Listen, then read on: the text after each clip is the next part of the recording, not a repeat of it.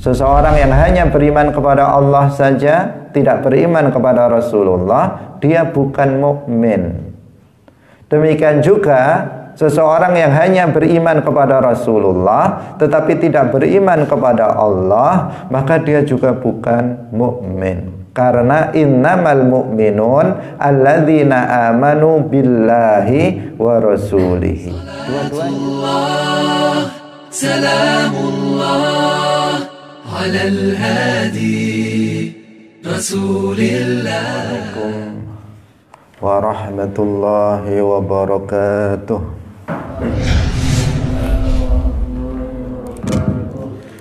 Alhamdulillahi rabbil alamin.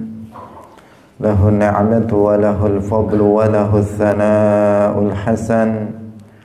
Wa salawatullahil barrir rahim wal malaikatil muqarrabin ala sayyidina wa maulana Muhammadin wa ala alihi wa ashabihi tayyibin tahirin. Allahumma la sahla illa ma ja'altahu sahla wa anta taj'alul hazna idza syi'ta sahla. Allahumma arzuqna al-ikhlasa fi niyyati wal qawli wal amal. Wa ba'du. Ila nabiyil mustafa sallallahu alaihi wasallam wa ikhwanihi minal anbiya'i wal mursalin wa syuhada'i was salihin, khususan ila sultanil awliya Syekh Abdul Qadir Al-Jilani wa Syekh Ahmad Ar-Rifai wa Syekh Bahaidina Naqsyabandi wa Syekhina Abdullah Al-Harari wa ila arwahi muassisi jam'iyati Nahdlatul Ulama Syekh Muhammad Hashim Ash'ari wa Syekh Bisri Sansuri wa Syekh Abdul Wahab Hasbuwah wa ila arwahi jami'i ahli al-qubur minal muslimin wal muslimat wal mu'minin wal mu'minat min masyariqil ardi ila magharibiha, khususan ila arwahi abaina wa ummahatina wa ajdadina wa jaddatina wa masyayikhina wa masyayikhi masyayikhina. Al-Fatihah. A'udzu billahi minasy syaithanir rajim. Bismillahirrahmanirrahim. Alhamdulillahi rabbil alamin. Ar-Rahmanir Rahim. Maliki yaumiddin. Iyyaka na'budu wa iyyaka nasta'in. Ihdinas siratal mustaqim. Siratal ladzina an'amta 'alaihim ghairil maghdubi 'alaihim waladdallin. Amin. Hadirin hadirat kaum muslimin muslimat, pemirsa Madu TV rahimakumullah. Alhamdulillah, puji syukur marilah kita sampaikan kepada Allah Subhanahu wa taala. Di pagi hari ini Allah Subhanahu wa taala masih memberikan kesehatan kepada kita semuanya, sehingga kita bisa kembali bersama-sama dalam majelis Ilmuddin, dalam pengajian tafsir ayat-ayat akidah.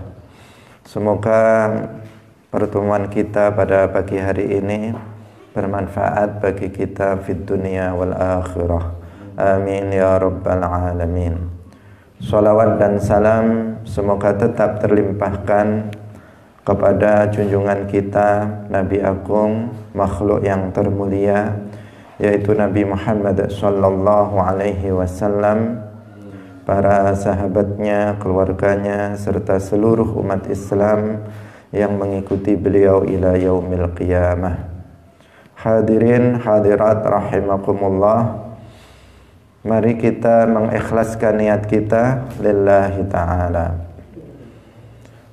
Pada pagi hari ini kita akan menjelaskan penafsiran ayat tentang keimanan Sebelumnya tentang Islam, sekarang tentang masalah iman, yaitu Al-Quran surat Al-Hujurat ayat 15. Qala Allah Ta'ala, innamal mu'minuna alladzina amanu billahi wa rasulihi thumma lam yartabu wajahadu bi amwalihim wa anfusihim fi sabilillah ulaika humus shadiqun.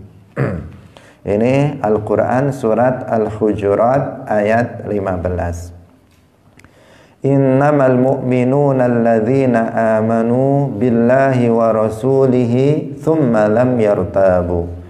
Sesungguhnya orang-orang yang beriman adalah orang-orang yang beriman kepada Allah dan Rasul-Nya, thumma lam yartabu, kemudian mereka tidak ragu-ragu, wajahadu bi amwalihim, dan mereka berjuang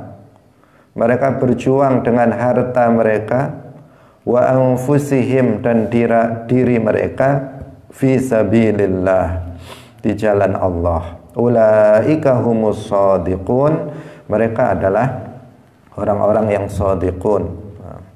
Hadirin hadirat yang dirahmati oleh Allah Subhanahu wa ta'ala, disebutkan dalam ayat ini bahwa orang yang beriman adalah orang yang beriman kepada Allah dan juga beriman kepada Rasulnya, kepada Rasulullah Sallallahu Alaihi Wasallam, dan tidak ada keraguan sedikit pun mereka kepada Allah dan Rasulnya.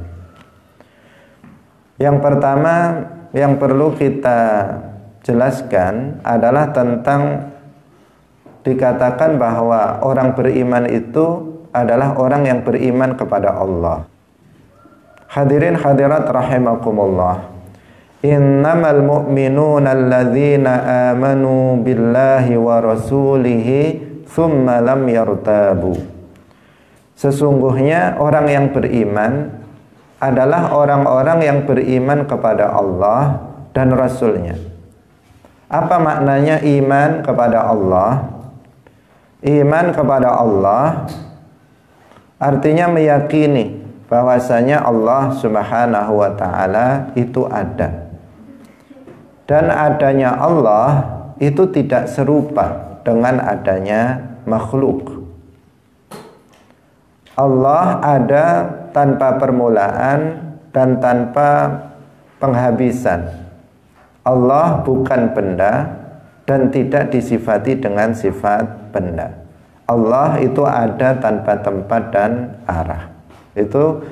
Itu makna daripada iman kepada Allah. Saya ulangi lagi.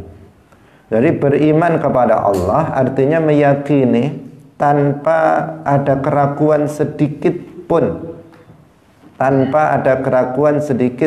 bahwasanya Allah itu ada. Dan adanya Allah itu tidak serupa dengan adanya makhluk. Karena itulah maka Allah itu bukan benda. Allah juga tidak disifati dengan sifat-sifat benda. Sehingga Allah itu adanya tanpa permulaan, adanya tanpa berpenghabisan, adanya bukan berupa jisim, bukan berupa benda, dan tidak disifati dengan sifat-sifat benda. Sehingga dia ada tanpa tempat, ada tanpa arah. Hadirin hadirat rahimakumullah, ini makna iman kepada Allah. Dikatakan seseorang beriman kepada Allah jika dia telah meyakini dengan keyakinan yang mantap tanpa ragu bahwasanya Allah itu ada dan tidak sama adanya dengan adanya makhluk. Nah, ini seperti yang dijelaskan oleh Al-Imam Ahmad Ar-Rifa'i radhiyallahu anhu. Al-Imam Ahmad Ar-Rifa'i, beliau adalah pendiri Thariqah Rifa'iyah.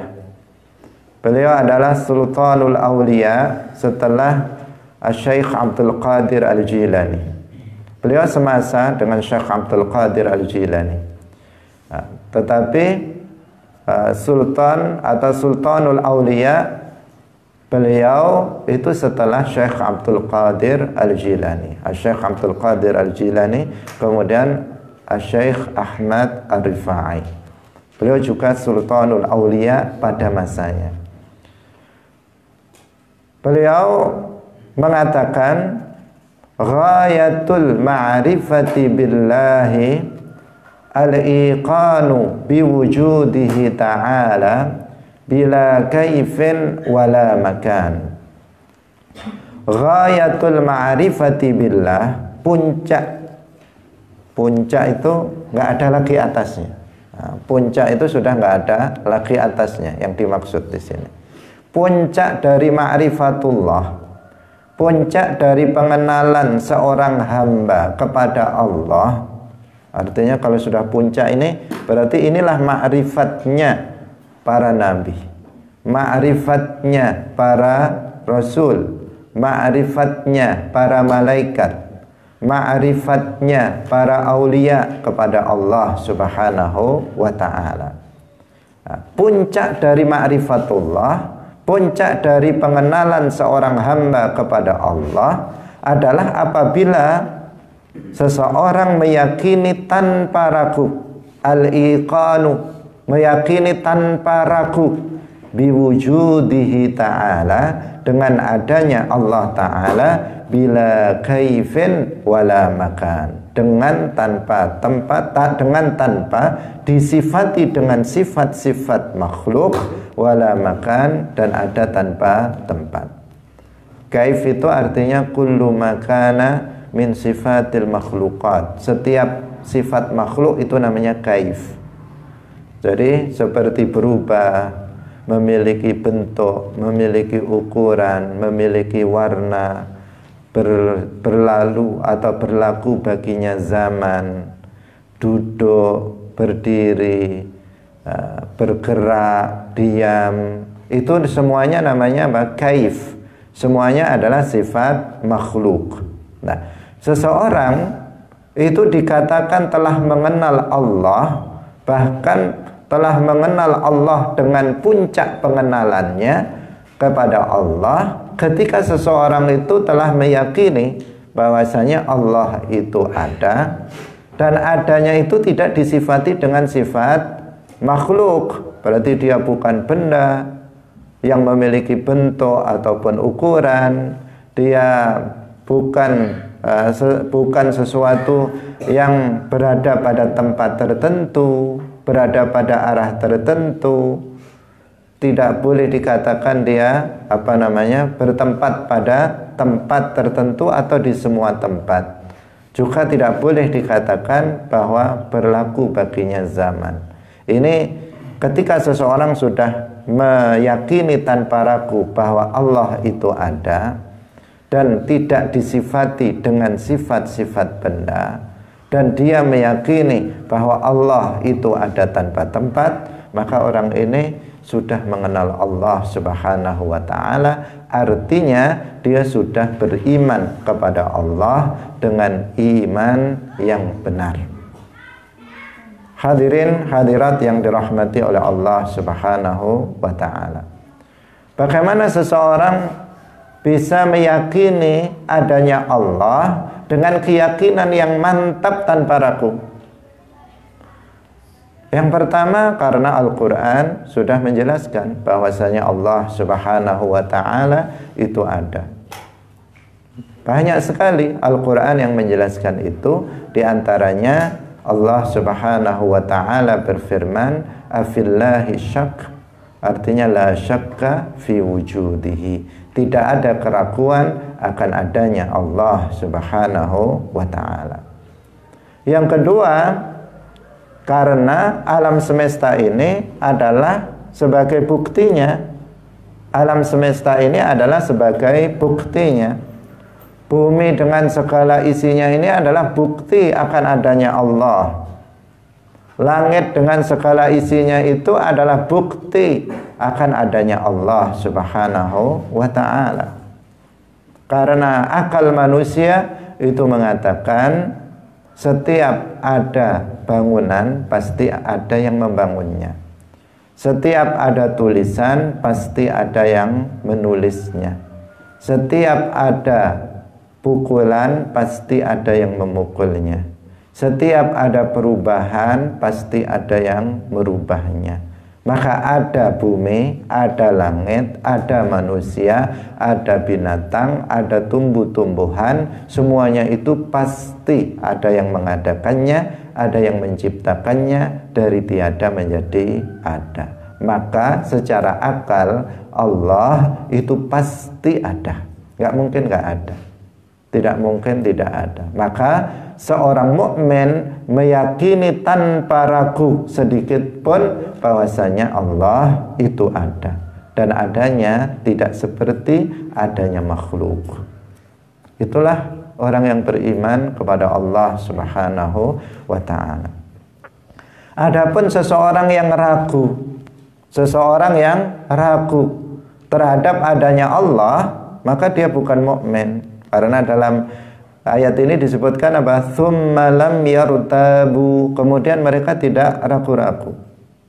Seseorang yang ragu terhadap adanya Allah tidak dikatakan mukmin, karena innamal mu'minun alladzina amanu billahi wa rasulihi tsumma lam yartabu.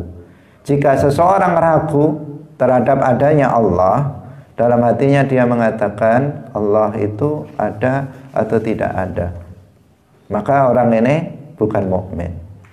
Atau seseorang ragu terhadap kemahakuasaan Allah, dia mengatakan dalam hatinya Allah itu maha kuasa atau tidak maha kuasa, maka orang yang seperti ini bukanlah disebut sebagai seorang mukmin berdasarkan ayat yang sedang kita bahas ini. Karena di situ ada kata-kata apa? Firman Allah, "Tsumma lam yartabu." Kemudian mereka tidak ragu-ragu bahwasanya Allah itu ada. Hadirin hadirat yang dirahmati oleh Allah Subhanahu wa ta'ala. Dan bahwa adanya Allah itu tidak seperti adanya makhluk, itu ya karena dasarnya adalah Al-Qur'an. Di antaranya firman Allah, laisa kamitslihi syai', yang nanti insya Allah akan kita kupas secara khusus. Walam yakul lahu kufuwan ahad, yang sudah kita bahas sebelumnya dari sisi naqli.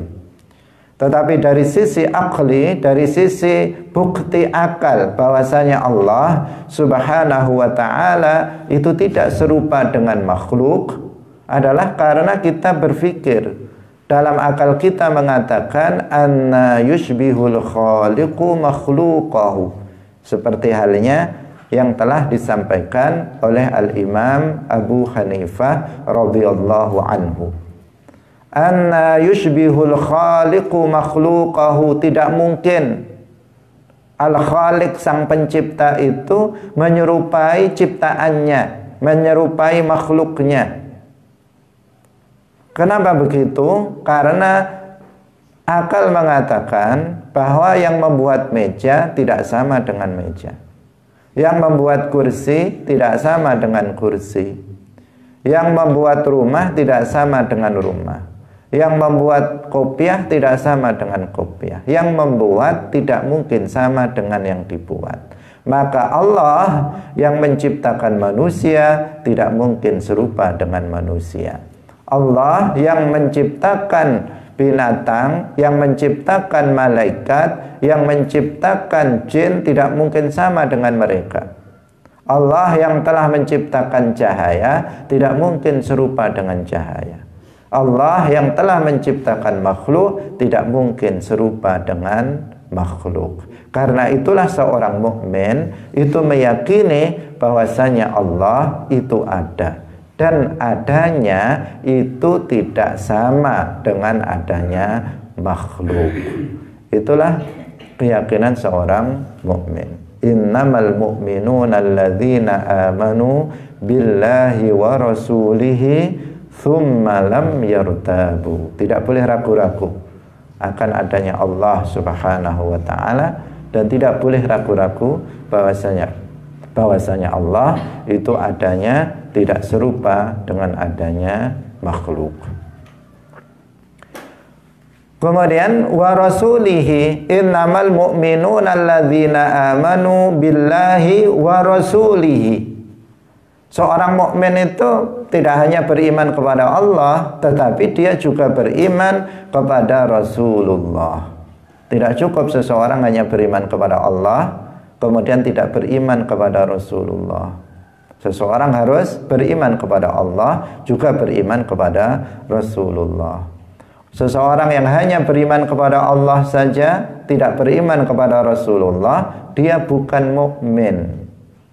Demikian juga seseorang yang hanya beriman kepada Rasulullah tetapi tidak beriman kepada Allah, maka dia juga bukan mukmin. Karena innamal mu'minun alladzina amanu billahi wa rasulihi. Dua-duanya beriman kepada Allah dan juga beriman kepada Rasulullah. Apa makna beriman kepada Rasulullah? Beriman kepada Rasulullah artinya meyakini tanpa ragu juga bahwasanya Muhammad bin Abdullah bin Abdul Muttalib bin Hashim bin Abdul Manaf Al-Qurashi yang berasal dari suku Quraisy. Beliau adalah Abdullahi wa Rasuluh. Beliau adalah hamba Allah dan utusan Allah. Itu makna beriman kepada Rasulullah. Saya ulangi lagi. Beriman kepada Rasulullah artinya meyakini tanpa ragu. Meyakini tanpa ada keraguan sedikit pun bahwasanya Muhammad bin Abdullah bin Abdul Muttalib bin Hashim bin Abdi Manaf, yang beliau itu berasal dari suku Quraisy. Beliau adalah hamba dan utusan Allah untuk semua makhluk, maksudnya untuk manusia dan jin, seluruh manusia dan jin. Hadirin hadirat yang dirahmati oleh Allah Subhanahu wa ta'ala. Ini makna dasar dari iman kepada Rasulullah. Ada konsekuensi-konsekuensi lain dari iman kepada Rasulullah yang merupakan juga wajib untuk diimani. Ketika seseorang mengaku bahwasanya Nabi Muhammad bin Abdullah adalah Rasulullah. Apa diantaranya adalah kita meyakini bahwasanya semua apa yang disampaikan oleh Rasulullah kepada kita semuanya benar. Bahwasanya annahu shadiqun fi jami'i ma akhbara bihi.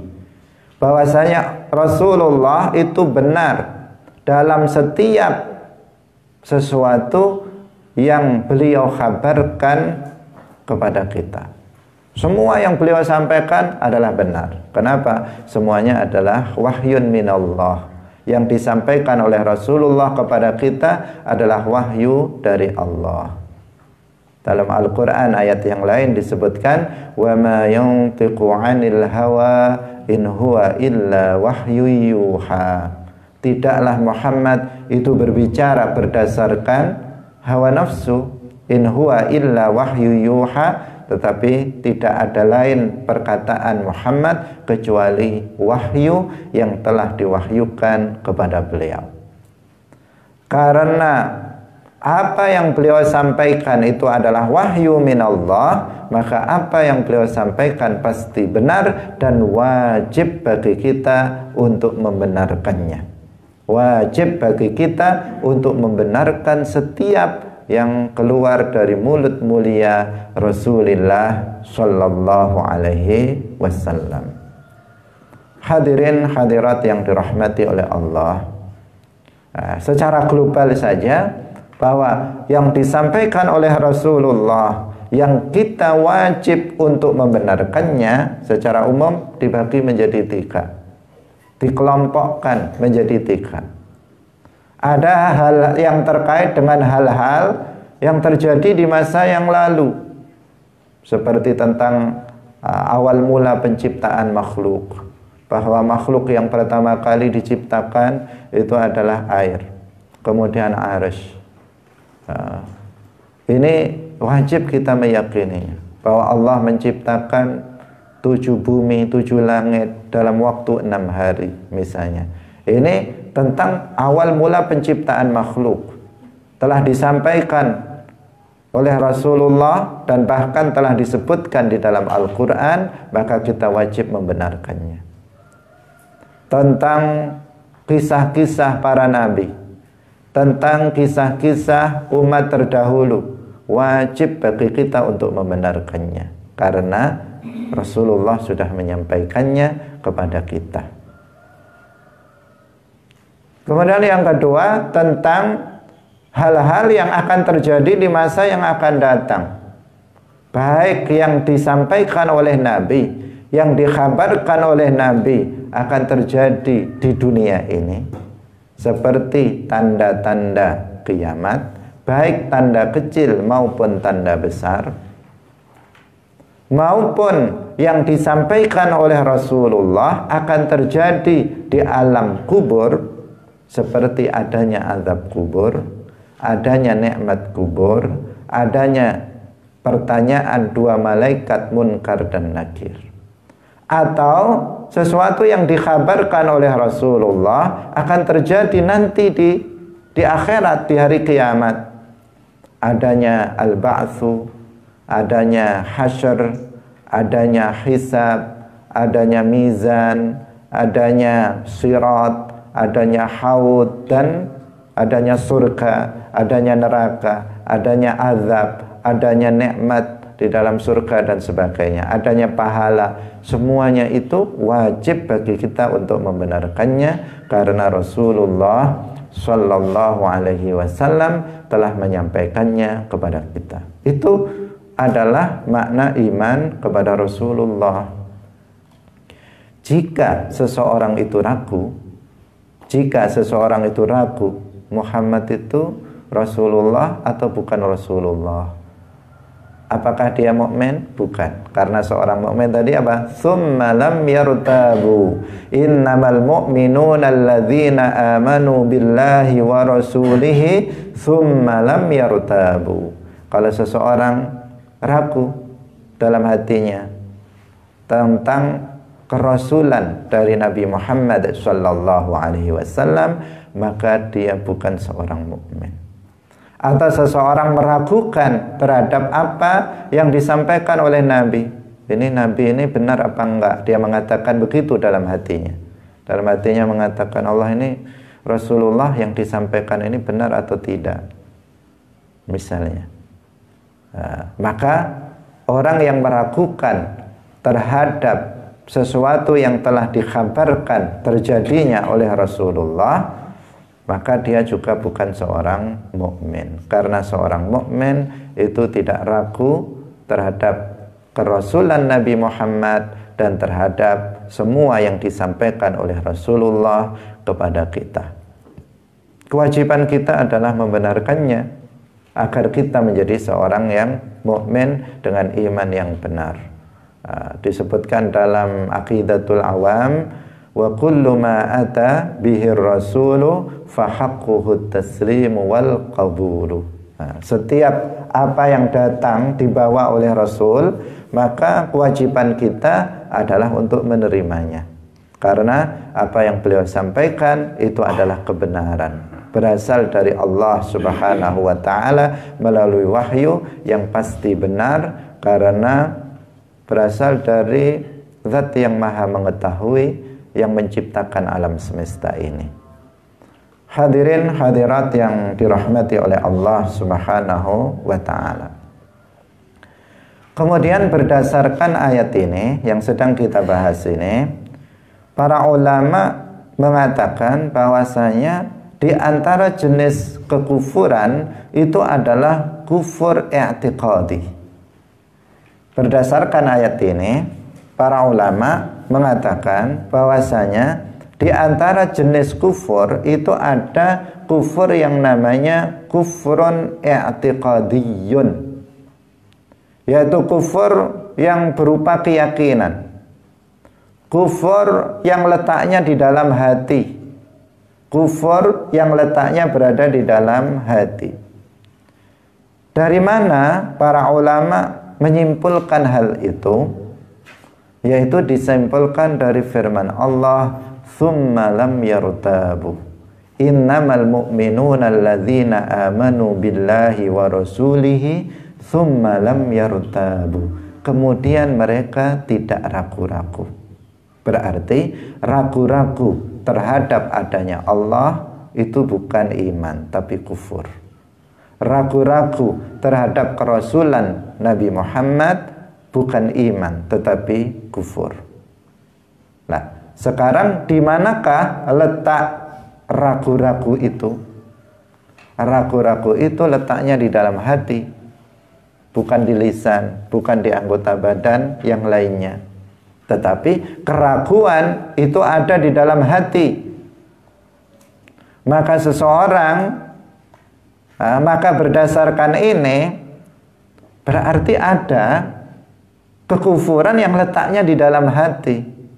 Nah, kekufuran itu yang disebut kemudian oleh para ulama dengan sebutan kufrun i'tiqadiyyun, kufur keyakinan, kufur yang berada di dalam hati. Hadirin hadirat rahimakumullah, dalam kitab-kitab yang kitab-kitab akidah maupun kitab-kitab fikih itu telah dijelaskan bahwa kufur terbagi menjadi 3. Ada kufur keyakinan, kufrun i'tiqadiyyun, ada kufrun fi'liyyun, kufur perbuatan, ada kufrun qauliyyun atau lafdhiyyun, kufur perkataan. Nah, di antara 3 jenis kekufuran adalah kufrun i'tiqadiyyun. Insyaallah nanti akan kita bahas ayat khusus yang menjelaskan tentang 3 jenis kekufuran ini. Nah, tetapi yang sedang kita bahas ini adalah kufrun i'tiqadiyyun. Dan di antara contoh dari kufrun i'tiqadiyyun, kufur keyakinan, adalah ketika seseorang itu ragu terhadap adanya Allah, ragu terhadap kemahakuasaan Allah, ragu terhadap kemahatauan Allah. Dalam hatinya meyakini atau dalam hatinya dia mengatakan Allah itu tahu apa enggak sih, misalnya antara tahu dan tidak tahu, mengetahui atau tidak mengetahui, maka dia meragukan kemahatauan Allah. Itu juga termasuk kekufuran. Meragukan kemahakuasaan Allah itu juga kekufuran. Bagaimana seseorang bisa meragukan kekuasaan Allah, padahal setiap yang kita pandang, yang kita lihat di alam semesta ini semuanya menunjukkan kemahakuasaan Allah Subhanahu wa ta'ala. Kita makan dan minum melalui satu jalan, lewat mulut. Makan lewat mulut, minum juga lewat mulut. Nah, ketika sudah masuk, entah bagaimana apa yang terjadi, wallahu a'lam, kita tidak mengetahuinya. Tetapi beberapa jam kemudian kita ke belakang. Nah, ke belakang kemudian ada yang keluar lewat belakang, ada yang lewat depan. Nah, padahal masuknya lewat satu jalan.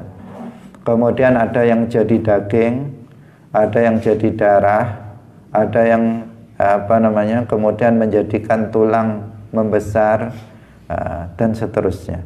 Itu semuanya apakah tidak menunjukkan kekuasaan Allah? Orang yang berpikir akan mengatakan itu semuanya adalah kekuasaan Allah.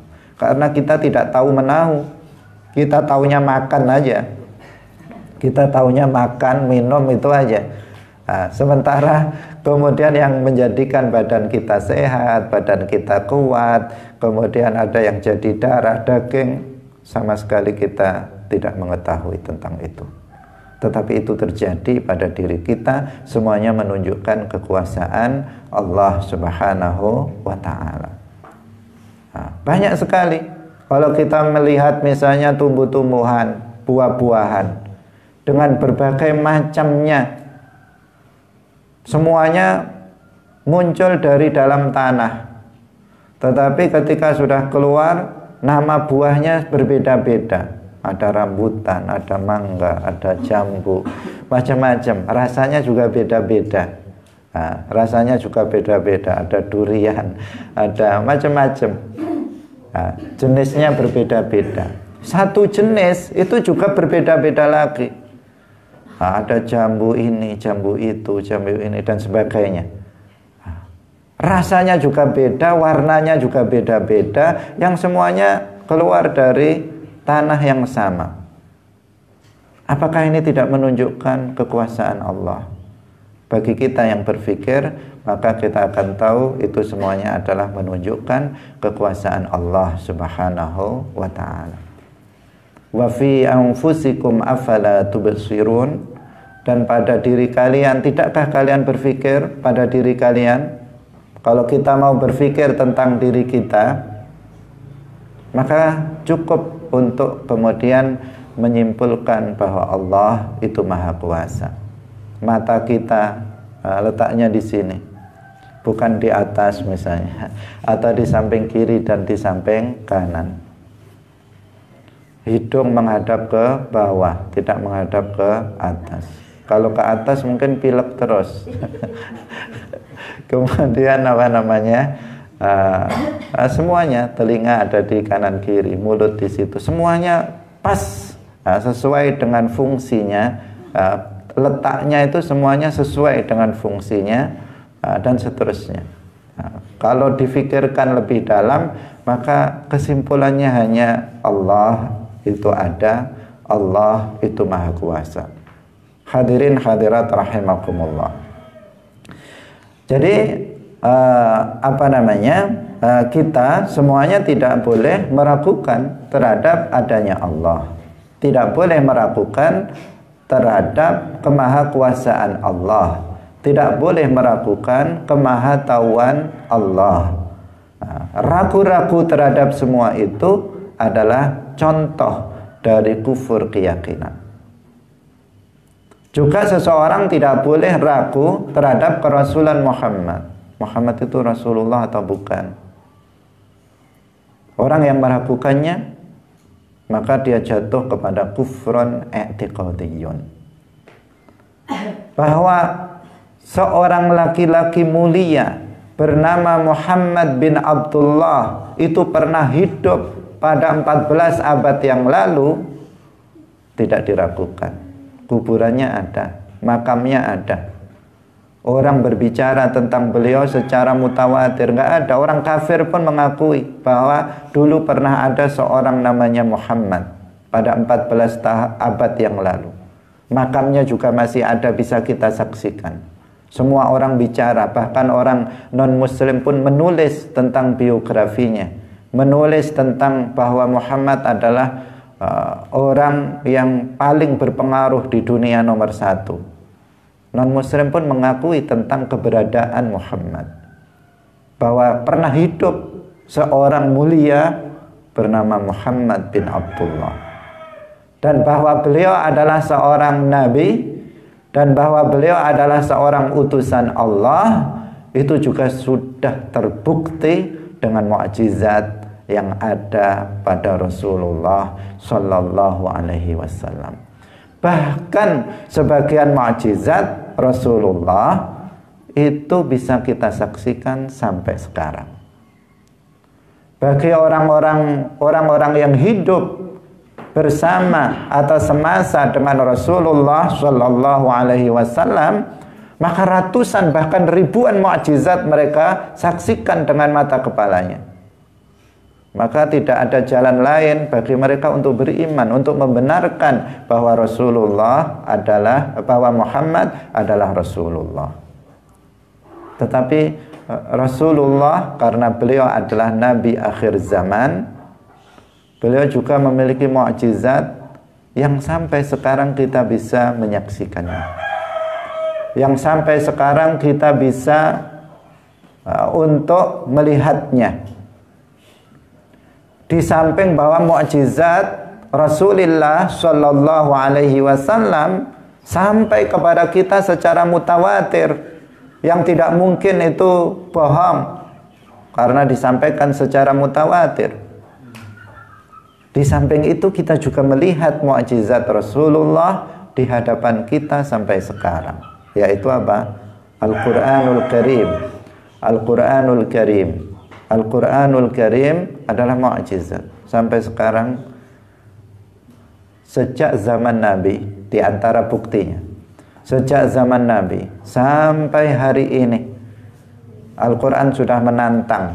Al-Quran sudah menantang kepada manusia untuk membuat, kalau bisa, buat yang seperti Al-Quran, satu surat.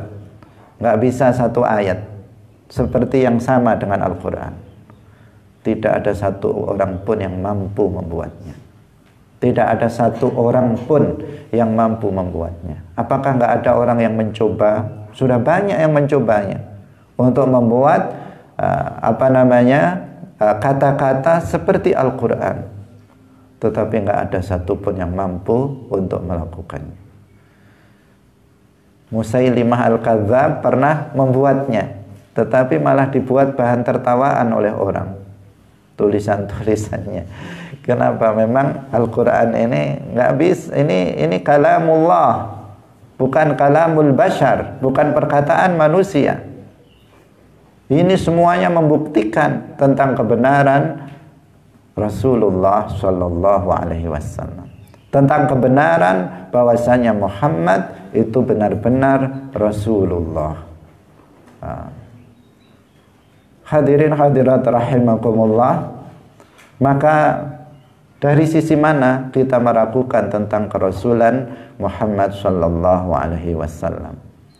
Tidak ada jalan untuk itu kecuali kita meyakini bahwasanya Muhammad bin Abdullah Al-Quraisy yang berasal dari suku Quraisy, beliau adalah hamba Allah dan utusan Allah untuk seluruh manusia dan jin.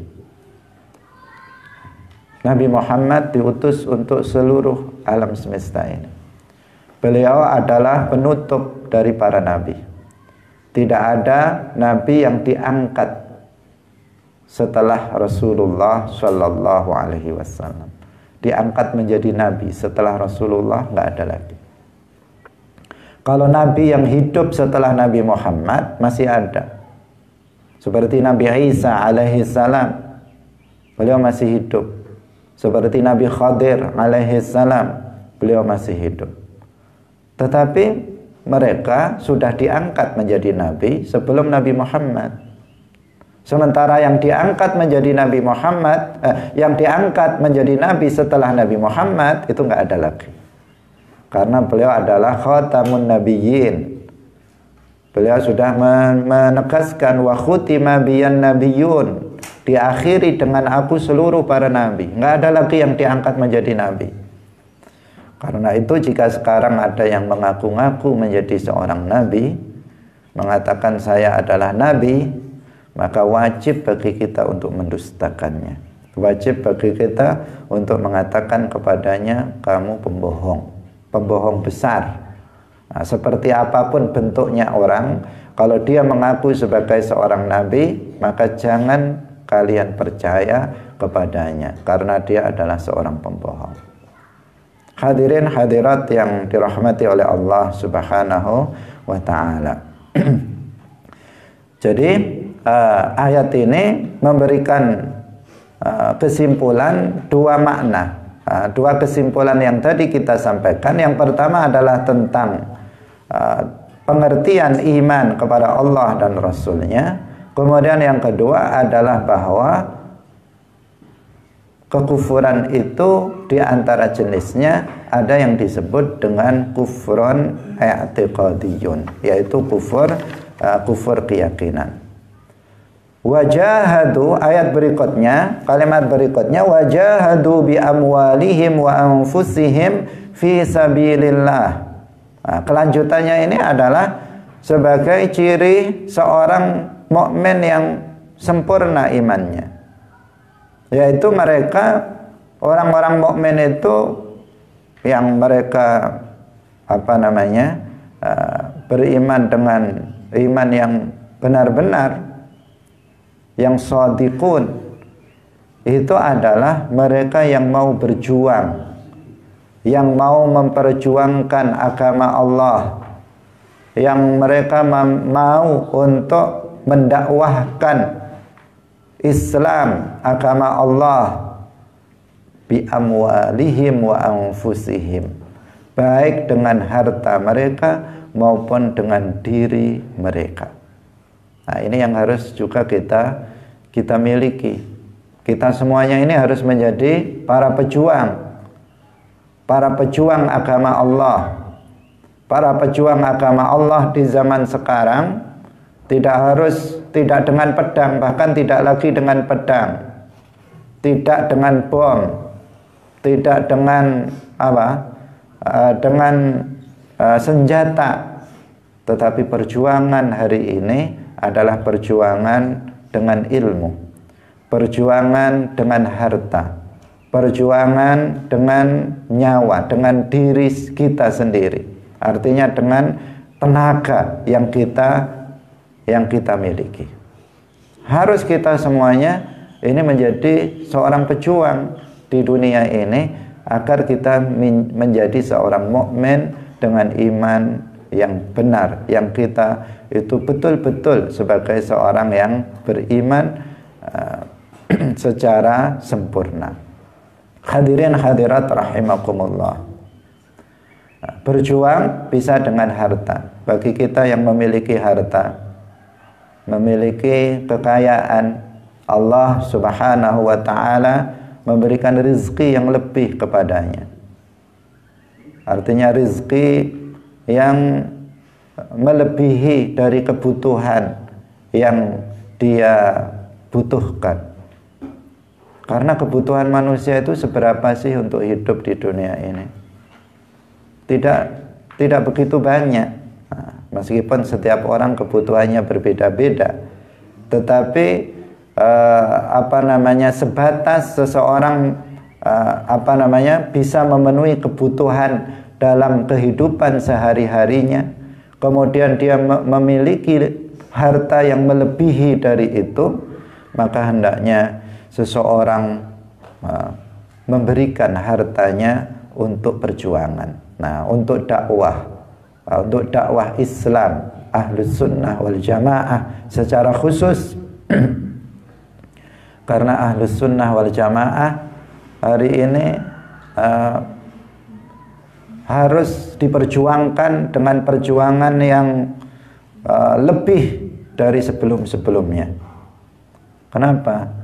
Hari ini banyak sekali firqah-firqah, banyak sekali paham-paham di luar Ahlus Sunnah wal Jamaah yang mengancam.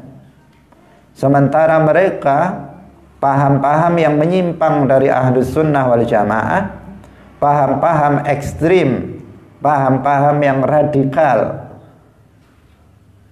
mereka memiliki dana, mereka didanai, mereka memiliki kekuatan keuangan yang kuat, sehingga dengan mudahnya mereka mendirikan pondok-pondok pesantren di berbagai daerah. Mereka memiliki stasiun-stasiun televisi, mereka memiliki stasiun-stasiun studio-studio radio, mereka menguasai di dunia media sosial dan sebagainya. Kenapa? Mereka punya duit, mereka punya uang. Sementara Ahlus Sunnah wal Jamaah masih sangat minim. Nggak ada negara yang mendanai Ahlus Sunnah wal Jamaah dalam dakwah. Sementara Wahabi ada negara yang mendukungnya dengan hartanya. Negara langsung, sebuah negara membiayai dakwah Wahabi. Syiah ada sebuah negara yang membiayai dakwah mereka. Ahlus Sunnah, negara mana yang membiayai dakwah Ahlus Sunnah secara khusus? Enggak ada. Karena itulah maka guru kita Syekh Abdullah Al-Harari rahimahullahu ta'ala, beliau mengatakan Ahlus Sunnah al-yaum kal yatim la kafila lahu. Ahlus Sunnah wal Jamaah hari ini seperti anak yatim yang enggak ada yang ngurus. Bayangkan bagaimana sedihnya, bagaimana sedihnya anak yatim yang nggak ada yang ngurus. Tentu dia akan menjadi nggak terurus. Bagaimana seorang anak yang tidak terurus? Menjadi gelandangan, tidak ada orang yang mau mengurusnya. Ahlus sunnah hari ini seperti itu. Tetapi ahlus sunnah wal jamaah adalah kelompok yang hak, adalah golongan yang benar. Ahlus sunnah memiliki dalil, ahlus sunnah memiliki hujjah yang kuat, baik dari sisi nakli maupun akli, sehingga kita yakin bagaimanapun ahlus sunnah wal jamaah tidak ada yang membiayainya dengan kuat, tetapi ahlus sunnah wal jamaah itu akan tetap jaya. Maka seharusnya kita ahlus sunnah wal jamaah ini berjuang dengan sekuat tenaga. Yang memiliki harta, silahkan hartanya digunakan dalam perjuangan untuk Islam. Ahlus sunnah wal jamaah. Bukan hanya untuk kepentingan-kepentingan yang sifatnya sosial, itu penting, tidak diragukan. Menyantuni anak yatim, memberikan fakir miskin, mendirikan masjid-masjid, tentu itu sesuatu yang tidak diragukan, sesuatu yang mulia dan sesuatu yang baik. Tetapi siapa yang mendanai dakwah ahlus sunnah wal jamaah? Dakwah sangat diperlukan. Pada zaman Rasulullah Shallallahu Alaihi Wasallam, Sayyidah Khadijah memberikan hartanya untuk kepentingan dakwah Islam. Sayyiduna Abu Bakar As-Siddiq radhiyallahu anhu, seorang yang sangat kaya raya, memberikan seluruh hartanya untuk dakwah. Sayyiduna Utsman bin Affan radhiyallahu anhu memberikan separuh hartanya untuk kepentingan dakwah. Ini berjuang seperti itu karena dakwah membutuhkan dana untuk kemudian dakwah ini bisa mendapatkan hasil yang maksimal, hasil yang diharapkan, sehingga ahlus sunnah wal jamaah itu tetap jaya, dan kelompok-kelompok di luar ahlus sunnah wal jamaah yang ekstrim itu tidak mampu untuk mempengaruhi dari pemahaman-pemahaman umat Islam. Hadirin hadirat rahimakumullah. Kalau nggak bisa dengan harta, wa anfusihim, dengan diri kita, kita memiliki ilmu, maka dengan ilmu kita berjuang. Kita nggak memiliki ilmu, ya ngajak-ngajak orang untuk ngaji dan sebagainya. Ayo kita ngaji, ayo kita mondok, ayo kita dan sebagainya. Itu namanya berjuang. Nah, itu namanya berjuang. Bukan sama sekali nganggur, metekur, tidak melakukan apa-apa. Berjuang dengan harta tidak, berjuang dengan ilmu tidak, berjuang dengan tenaga juga tidak. Nah, hadirin hadirat rahimakumullah, seseorang yang shadiqun, seseorang yang jujur dengan keimanannya, maka seseorang itu hendaknya dia melakukan berjuang